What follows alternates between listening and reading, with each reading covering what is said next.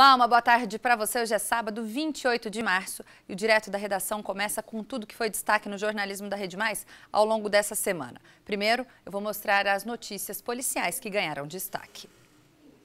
Um jovem de 18 anos foi preso suspeito de matar com golpes de faca o próprio pai em Muzambinho, no sul de Minas. Segundo a PM, o suspeito teria discutido com a vítima pouco antes do crime que aconteceu na casa da família.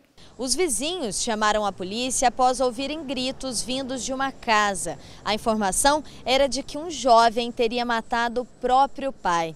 Ao chegarem no local, os policiais encontraram o rapaz sentado na calçada. Alan Dionísio da Silva, de 18 anos, estava com marcas de sangue na roupa e no corpo.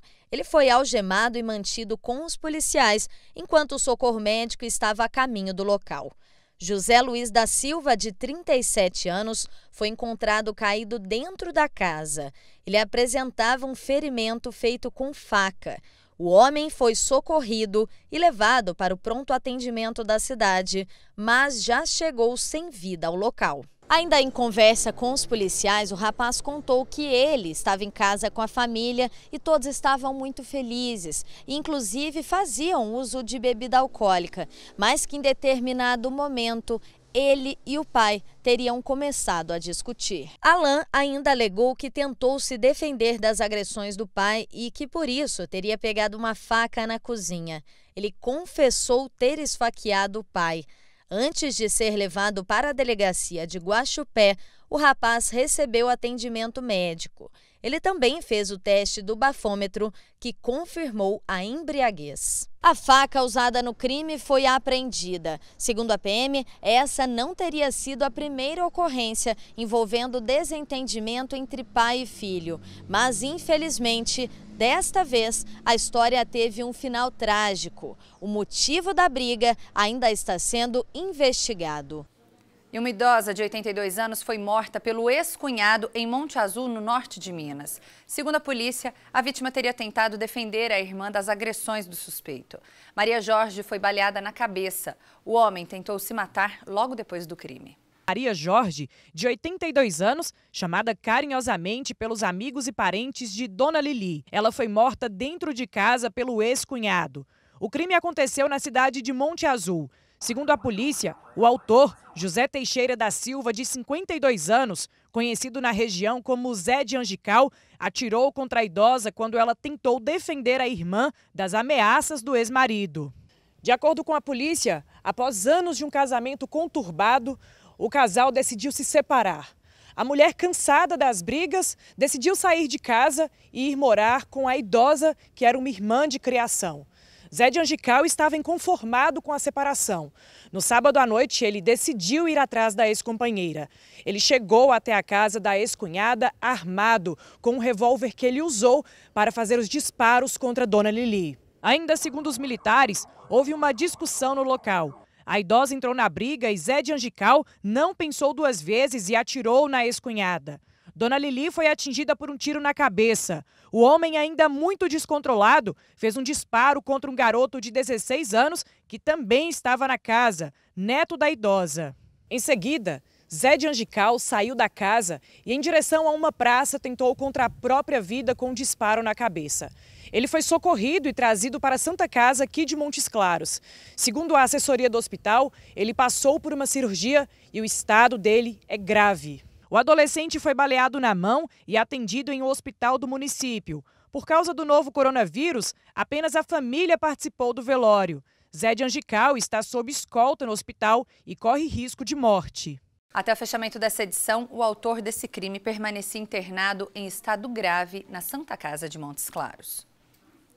Em Varginha, a polícia investiga a morte de um idoso de 63 anos. A informação é que ele foi baleado e estava com um dos braços quebrados. A principal suspeita é de latrocínio.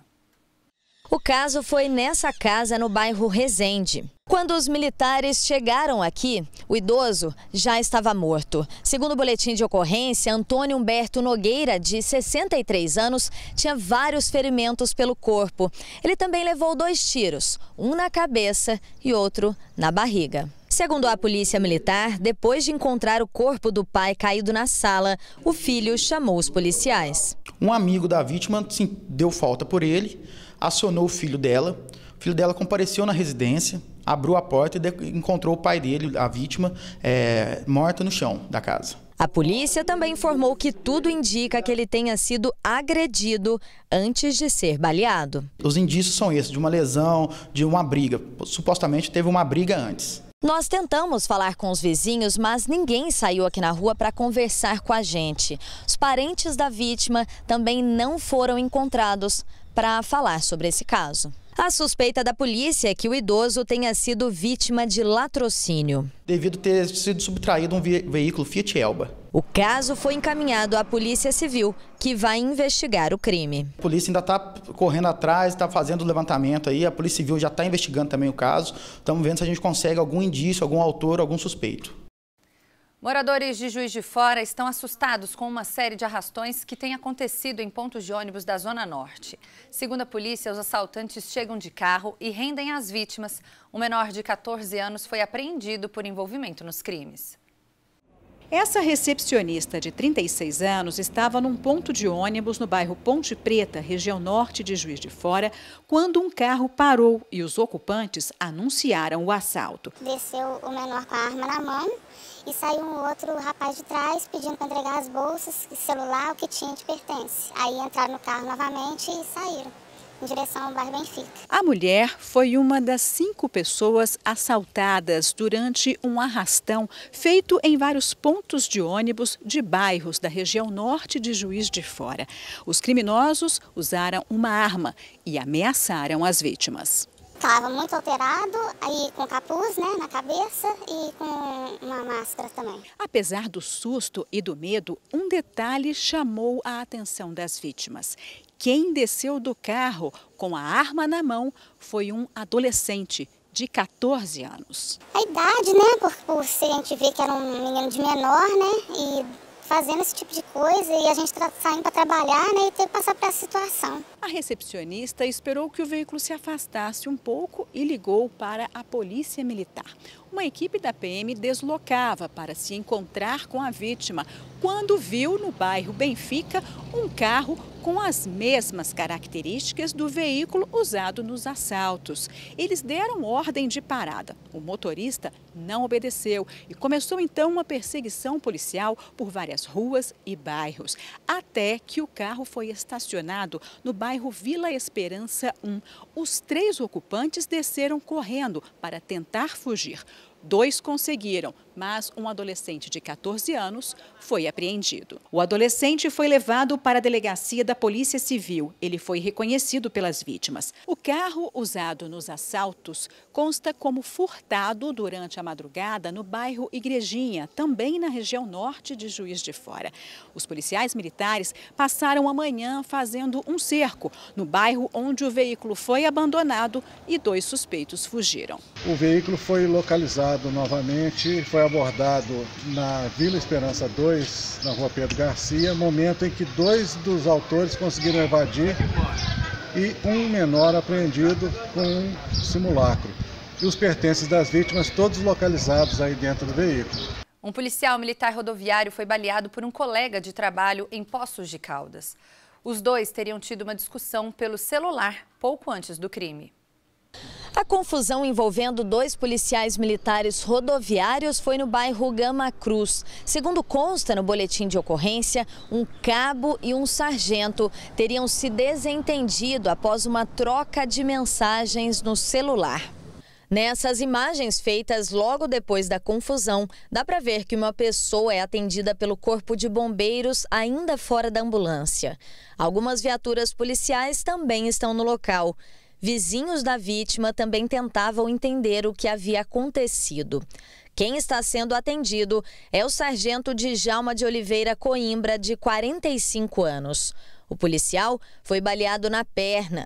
O autor do disparo foi o cabo Jorge de Moraes Soares Júnior, de 39 anos. Tudo teria começado porque o sargento Djalma, que estaria trabalhando em casa por orientação médica, por apresentar um quadro de bronquite e estar dentro do grupo de risco de contágio do novo coronavírus, teria ordenado que o cabo lhe fizesse um favor. Ele teria que pegar uma documentação e levar até a casa do sargento, mas o cabo não teria gostado dessa ordem. Segundo o boletim de ocorrência, irritado, cabo Jorge teria enviado mensagens com xingamentos para o celular do sargento. Sob ameaça de ser punido, o cabo teria ido até a casa do seu superior para tentar apagar o conteúdo da mensagem. Ainda segundo o BO, cabo Jorge pulou o muro do vizinho para ter acesso à casa do sargento. Os dois teriam começado uma discussão. Ainda segundo consta no boletim de ocorrência, o sargento teria contado aos policiais que ele e a filha dele foram ameaçados de morte pelo cabo. Para tentar pedir socorro, sargento Djalma pulou na casa do vizinho. Foi nesse momento que ele foi baleado na perna. Arrependido do que fez, cabo Jorge ligou para o socorro. Os bombeiros foram ao local e chamaram a polícia. Ainda segundo o boletim de ocorrência, o sistema de câmeras instalado na casa da vítima gravou vários momentos dos fatos e também captou as conversas e o som do disparo efetuado. Esse material não foi liberado para a imprensa e segue em poder da polícia. O sargento foi levado para a Santa Casa e o estado de saúde dele é estável. Já o cabo confessou ter atirado no seu superior. Ele foi detido e está à disposição da Justiça Militar. Até o fechamento dessa edição, o policial militar permanecia internado na Santa Casa de Poços de Caldas. O autor do disparo permanece preso e está à disposição da Justiça Militar. E olha só onde chega a coragem do povo. O coronavírus está sendo usado como desculpa pela malandragem. Em Varginha, um homem que estava fazendo manobras perigosas com uma moto fingiu que estava com sintomas da Covid-19 para não ser preso pela Guarda Municipal. Isso foi no bairro Jardim Estrela. Durante uma patrulha de rotina, os guardas viram o jovem de 22 anos empinando uma moto em uma das ruas. Ao ser abordado, ele disse que não podia ser preso porque estava com sintomas do coronavírus. Segundo a guarda, depois de uma conversa amigável, o jovem acabou confessando que mentiu para escapar da prisão. Ele foi preso por direção perigosa e foi levado para a delegacia de Varginha. A moto dele foi levada para o pátio do Detran. E essa semana, o presidente da República, Jair Bolsonaro, fez um pronunciamento polêmico em rede nacional sobre o coronavírus.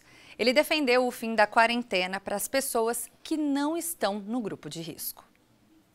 Nossa vida tem que continuar. Os empregos devem ser mantidos. O sustento das famílias deve ser preservado. Devemos, sim, voltar à normalidade. Algumas poucas autoridades, estaduais e municipais, devem abandonar o conceito de terra arrasada, a proibição de transportes, o fechamento de comércio e o confinamento em massa. O que se passa no mundo tem mostrado que o grupo de risco é o das pessoas acima dos 60 anos. Então, por que fechar escolas? Raros são os casos fatais de pessoas sãs com menos de 40 anos de idade. 90% de nós não teremos qualquer manifestação caso se contamine. E esse pronunciamento causou insatisfação na população e também em algumas autoridades. O presidente em exercício no Senado, Antônio Anastasia, do PSD, comentou as declarações do presidente Jair Bolsonaro e pediu união de esforços neste momento de crise. Eu acredito que a necessidade para enfrentar uma crise desse tamanho, de nós termos convergência, união de esforços. Não acho que é hora de apontar culpados ou de fazer reclamações. Eu acho que nós precisamos otimizar os recursos da União, Estados e municípios. E foi exatamente esse apelo que aqui no Senado nós fizemos e a minha posição pessoal, aí, individual e nesse sentido, de sempre esperar que as pessoas convirjam. O senador Carlos Viana, do PSD, cobrou liderança do presidente Jair Bolsonaro. O presidente da República precisa alinhar as decisões em todo o país com os governadores e também com os secretários estaduais de saúde.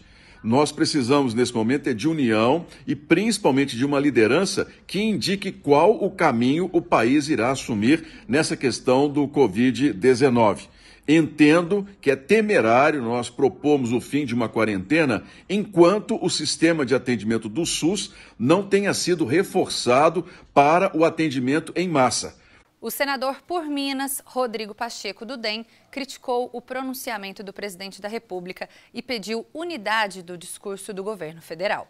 O que nós esperamos do governo federal é que haja um discurso único de orientação, de conforto, de planejamento e, sobretudo, de liderança do país nesse momento de crise. É isso que nós esperamos do presidente Jair Bolsonaro e isso não foi demonstrado na fala que ele fez ontem em rede nacional de rádio e televisão.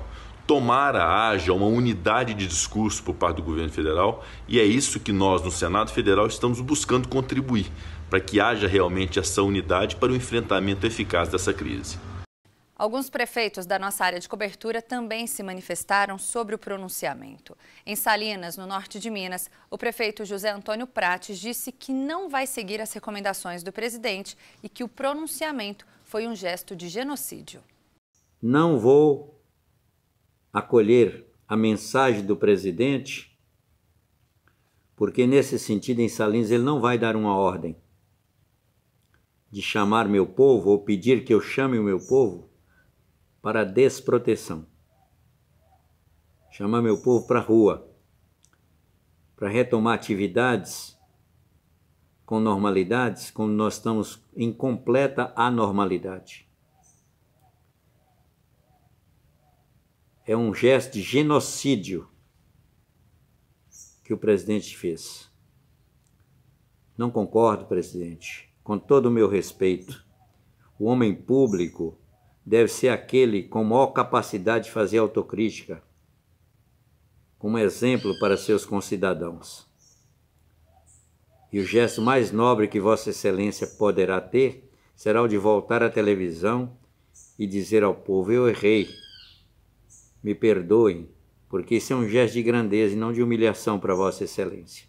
Em Espinosa, também no norte do estado, o prefeito Milton Barbosa discorda do presidente e diz que prefere acreditar nos cientistas. Segundo ele, as medidas preventivas continuarão sendo seguidas na cidade. Nós estamos seguindo aqui as medidas que são decretadas a nível estadual, analisando também as medidas federais do Ministério da Saúde e tentando fazer o melhor para que o povo se isole, que acho que a melhor medida é o povo se isolar. Em relação à fala do presidente, deixou todo mundo confuso, né? O cidadão está confuso, todo mundo está confuso, porque os cientistas estão falando alguma coisa, o médico está falando aquilo que os cientistas estão falando, os governos do estado estão seguindo a linha dos cientistas e dos médicos, e o presidente falou uma coisa totalmente diferente. Tem algumas coisas aqui que não estão certas, de repente, somente o presidente está certo, né? E todos nós estejamos errados. Mas o fato é que a doença está matando, né? Esse vírus está matando aí na Espanha, está matando na Itália, matou muito na China, né? Então, eu prefiro confiar nos médicos e nos cientistas. A prefeita de São Lourenço, no sul de Minas, disse que a fala do presidente Jair Bolsonaro foi lamentável e que vai manter todas as medidas tomadas anteriormente.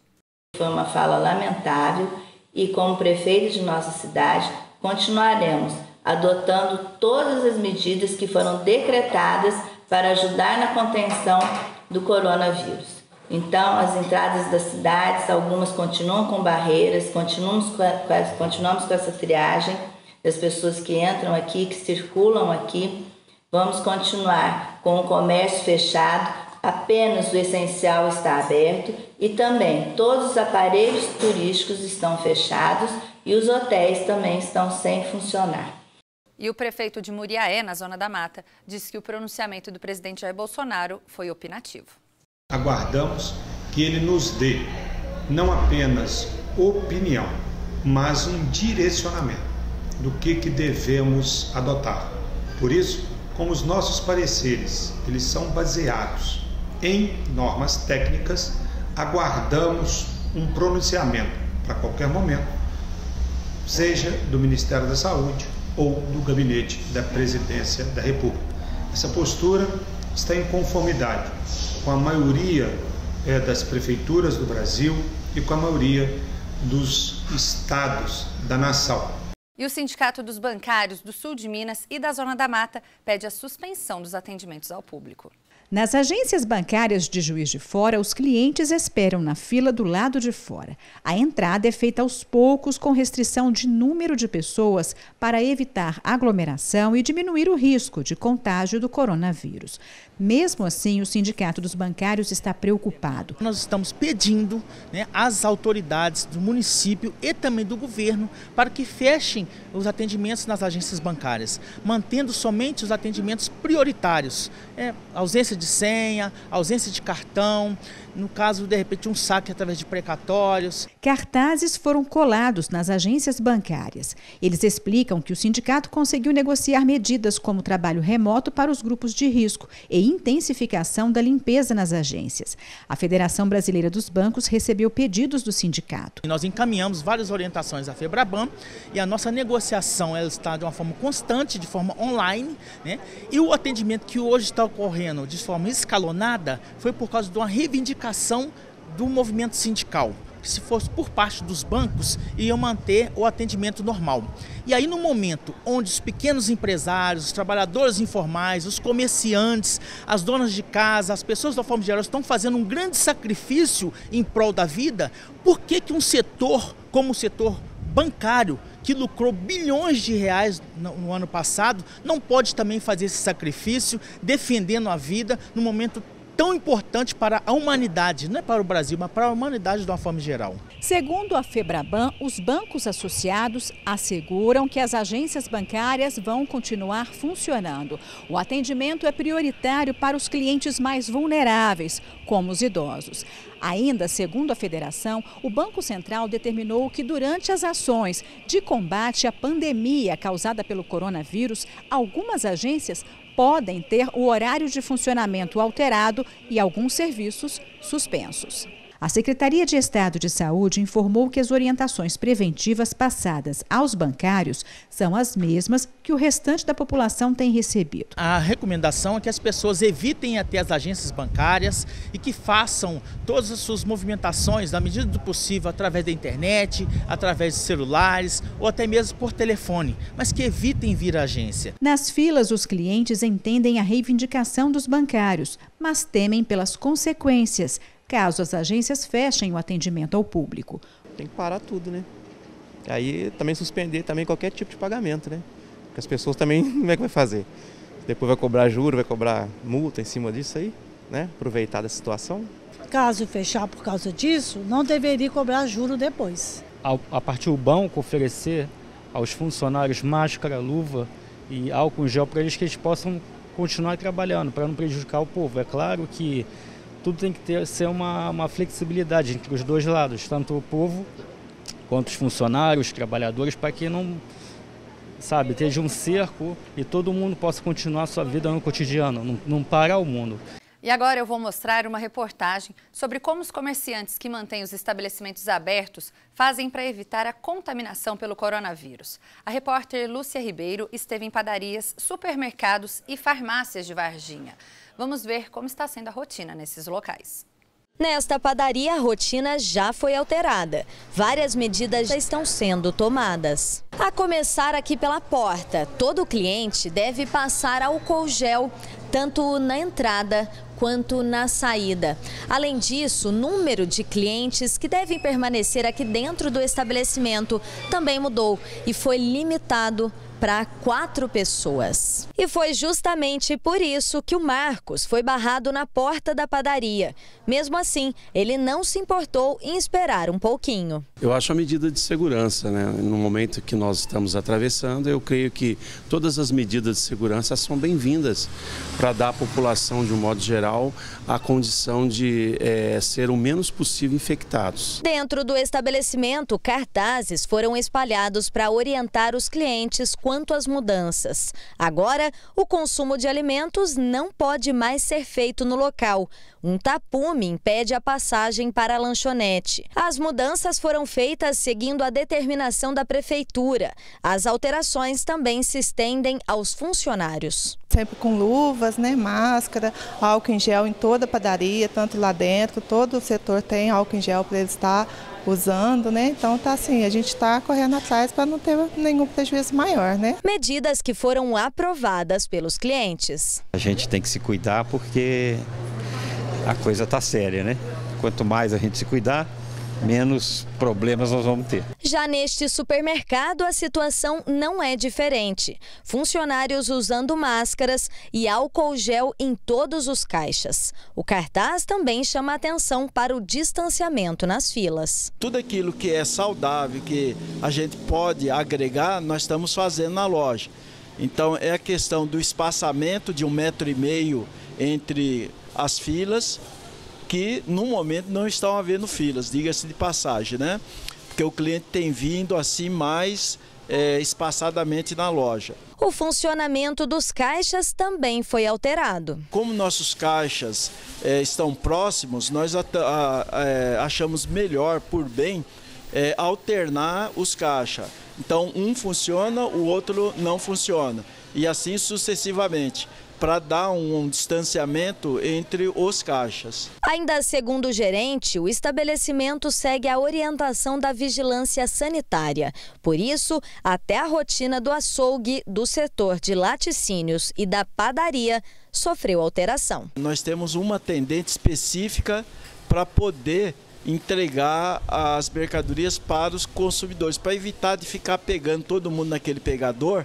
Então tem uma menina que ela higieniza o pegador e atende os consumidores. Nesta farmácia, o distanciamento de 1,5 metro também foi sinalizado. Um cordão de isolamento foi criado e até o atendimento farmacêutico recebeu uma atenção diferenciada. Antes de fazer esse serviço farmacêutico, eu coloco a paramentação, coloco óculos, luva, máscara, faço a higienização dos meus equipamentos antes e após a realização desse serviço. Outra profissão que não pode parar é de quem trabalha com transporte de mercadorias. Os caminhoneiros são os principais responsáveis pelo transporte de alimentos e remédios. Com isso, existe uma preocupação de como evitar a contaminação pela Covid-19. Nas estradas quase vazias, os caminhoneiros seguem em frente, levando alimentos, remédios e todo tipo de produtos para abastecer as cidades brasileiras durante a quarentena. Roberto saiu de Pouso Alegre, no sul de Minas, para levar uma carga de alimentos e produtos de limpeza e higiene até Além Paraíba, na Zona da Mata.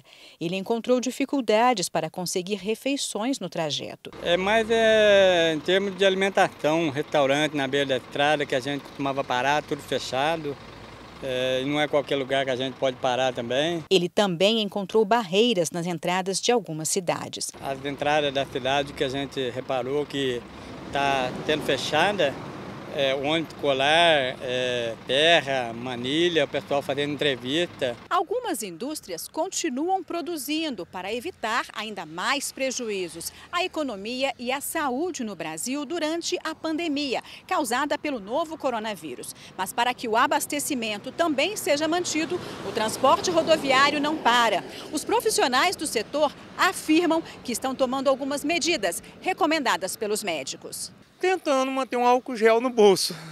Tentando manter um álcool gel. É isso aí que a gente tem. Mantendo as mãos limpas, essas coisas. É isso aí que é dificuldade. Luiz Carlos já passou por cidades que confirmaram casos de Covid-19. De Juiz de Fora, ele vai para o Rio de Janeiro para buscar um carregamento e reclama da falta de apoio aos trabalhadores do transporte de cargas. A gente não tem um álcool gel na estrada. Querem que a gente continue rodando, mas a gente não tem uma alimentação, um canto para a gente poder parar, se alimentar. Não está tendo teste Ninguém está fazendo um teste na gente para saber como é que a gente anda. Oswaldo é secretário executivo do Sindicato das Empresas de Transporte de Cargas em Juiz de Fora. Segundo ele, alguns cuidados estão sendo tomados para prevenir a contaminação pelo coronavírus. A equipe de risco, né, gestante, jovem aprendiz, maiores de 60 anos com doenças crônicas, eles estão fazendo o afastamento, né? Aqueles que têm condições de fazer o trabalho home office estão sendo deslocados, as empresas estão dando infraestrutura, levando computador, dando acesso à internet para eles poderem executar os trabalhos. E a questão também de conscientização. Né, temos empresas hoje que têm farmacêuticos no seu quadro de funcionários que está dando palestras de como se proceder para não haver essa contaminação em massa. Os veículos também estão passando por controle. Está fazendo higienização quando o caminhão chega na empresa, passa pelas vistorias e antes dele retornar às atividades, ele passa toda por uma descontaminação dentro das cabines para poder dar maior segurança ao profissional. E a Polícia Militar, que também não pode parar, está tomando algumas medidas para que os policiais estejam mais seguros durante a pandemia do coronavírus. A orientação dos órgãos de saúde é que as pessoas fiquem em casa e até trabalhem em domicílio. Mas a gente sabe que para algumas profissões isso é impossível, como o caso de quem trabalha na saúde, nós da imprensa e também os profissionais da segurança pública. Por isso eu estou aqui com a capitã Elaine, ela é oficial de saúde, para a gente entender como é que está o trabalho da Polícia Militar diante dessa situação. Tem todo um diferencial, não tem, Elaine? Tudo bem, Alana? Tem sim. Nós temos uma diretoria de saúde própria, com sede em Belo Horizonte, que repassa atualmente as orientações baseadas todas na legislação de saúde nacional e da Anvisa. Então, todos os militares receberam treinamento para higienização frequente das mãos, limpeza da viatura, equipamentos de uso frequente, manter sempre o ambiente arejado. Então, tudo isso a gente faz pensando na saúde do policial militar, para que ele possa continuar prestando um serviço de qualidade a toda a população.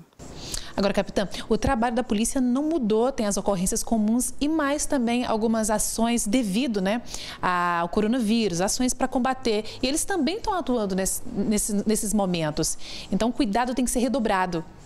Sim, e eles são treinados e têm o equipamento necessário na viatura para utilizar luvas e máscaras quando necessário, álcool gel, uma solução que a gente tem preparada para desinfecção e até um áudio, depois o tenente vai explicar melhor para vocês, no caso de aglomerações. Então tem todo um jeito diferente de agir nesses casos. Sim. Como é que eles devem fazer? Olha, a população deve continuar tranquila, seguindo as orientações repassadas pela Polícia Militar, e podem ter certeza que todo o atendimento prestado será de qualidade. Então, são 24 horas, a polícia continua trabalhando para prestar esse serviço de qualidade à comunidade. Importante, né, capitã? Pois a capitã Elaine explicou para a gente sobre essas orientações que estão sendo passadas aos militares. A gente vai conversar agora com quem está na ação, quem está nas ruas trabalhando, como é que eles estão fazendo para se protegerem e proteger também os outros. O que não pode faltar dentro das viaturas? É importante que a gente tenha as soluções que são utilizadas para a higienização, né? Entre elas, álcool gel, demais soluções que podem ser utilizadas na higienização das principais partes da viatura, assim como nos equipamentos, e o álcool gel para as mãos, né? As mãos de cada policial militar. Agora, durante as abordagens, se, por exemplo, a polícia for abordar alguém que está com sintomas, como é que é o procedimento? É necessário que o policial tente identificar cada situação. Se for possível, que tente manter uma distância, se for necessário fazer uma busca pessoal, que logo após essa busca pessoal haja novamente essa higienização, né, com água e sabão, com álcool e gel nas mãos, e também entra nessa situação os equipamentos de proteção individual, a luva, a máscara, se necessário, tudo nesse intuito de prevenir essa transmissão. Dentro do trabalho, né, de um dia de trabalho, entre as equipes, né, na viatura, um tenta ficar alertando o outro, é isso mesmo? Sem dúvida. Tem que ser, né, uma comunicação constante e uma integração entre, né, os militares, um sempre lembrando o outro, orientando, verificando que pode ser melhorado com esse objetivo comum. Isso porque o trabalho não pode parar, né, tenente? Sem dúvida, ele é constante e ininterrupto. E vários são os impactos que já começam a ser percebidos por conta da crise causada pelo coronavírus. Os hemocentros no estado estão com estoques baixos de sangue. Com a pandemia do novo coronavírus, os bancos de sangue já se encontram quase todos vazios. A Fundação Hemominas recomenda que as pessoas não deixem de doar e que, apesar das suspensões em vários setores, os serviços das unidades de coleta permanecem. Nós intensificamos todas as ações de higienização da instituição, nós disponibilizamos álcool gel, álcool líquido 70% para os doadores de sangue. Nós estamos orientando as caravanas virem em grupos de 10 para não haver aglomerações. Os especialistas também fazem um apelo à população. Na Santa Casa de Montes Claros, alguns tipos sanguíneos já estão acabando. Eu venho solicitar a todos que compareçam ao Hemocentro para fazerem doações, porque os estoques de sangue A e O estão escassos. E é importante que nesse período de pandemia pelo coronavírus, as pessoas compareçam ao Hemocentro, agendem a doação antes de apresentarem qualquer tipo de sintoma. A Fundação Hemominas orienta que se você não possui sintomas de gripe, pode sair de casa e salvar uma vida. Porém, vale lembrar que para fazer as doações é necessário antes fazer um agendamento para evitar as aglomerações. Estamos orientando todos os doadores, os candidatos à doação, a fazerem previamente o agendamento através do 155, agendamento online ou pelo MGEPP, porque esses agendamentos permitem que a instituição se organize, que não haja uma aglomeração de pessoas. Há alguns meses, as unidades da Hemominas têm passado por dificuldades para manter os estoques de sangue. Mas, com a chegada do novo coronavírus, o quadro se agravou. Tipos sanguíneos como O positivo, O negativo, A positivo, A negativo e AB negativo estão quase zerados. Em Juiz de Fora, o nível dos bancos de sangue está baixo. O funcionamento continua normal, de 7 da manhã ao meio-dia, de segunda a sábado. O O e o A negativo são os tipos de sangue com menor estoque. No Hemocentro de Varginha, as doações estão suspensas. Mas agora parece que já existe um caminho na luta contra esse vírus. Durante uma entrevista coletiva, o Ministério da Saúde abordou questões que foram discutidas para tratar o novo coronavírus. De acordo com o secretário de Ciência, Tecnologia e Insumos Estratégicos do Ministério da Saúde, Denizar Viana, a cloroquina usada para tratar a malária no Brasil pode ser eficaz no combate da Covid-19. O medicamento será usado em pacientes que estiverem internados. Hoje o Brasil ele detém uma competência e uma capacidade de produzir esse medicamento em larga escala. A partir de amanhã, o Ministério da Saúde começa a distribuir para os estados 3,4 milhões de unidades desse medicamento. Isso vai dar para a gente uma capacidade de oferecer para aqueles pacientes que, porventura, venham a se internar com as formas graves da doença, e mais uma vez é importante frisar, as formas graves elas são detectadas pelos médicos que fazem o acompanhamento desses pacientes nos hospitais. Nós não estamos, e novamente frisamos, esse medicamento não está indicado para prevenção do Covid-19, não está indicado nas formas leves fora do ambiente hospitalar. E diante dessa situação que estamos vivendo, de muita gente que tem fé e esperança para que possamos passar por isso e nos tornarmos pessoas melhores, algumas atitudes positivas merecem destaque. Olha que iniciativa legal. Um hotel em Poços de Caldas formou a palavra fé usando as luzes dos quartos. A ação, claro, gerou repercussão nas redes sociais e emocionou os moradores da cidade. E eu vou encerrar o Direto da Redação com um vídeo de arrepiar. Moradores do Rio de Janeiro, cada um em suas casas, separados, mas unidos em oração. Olha só.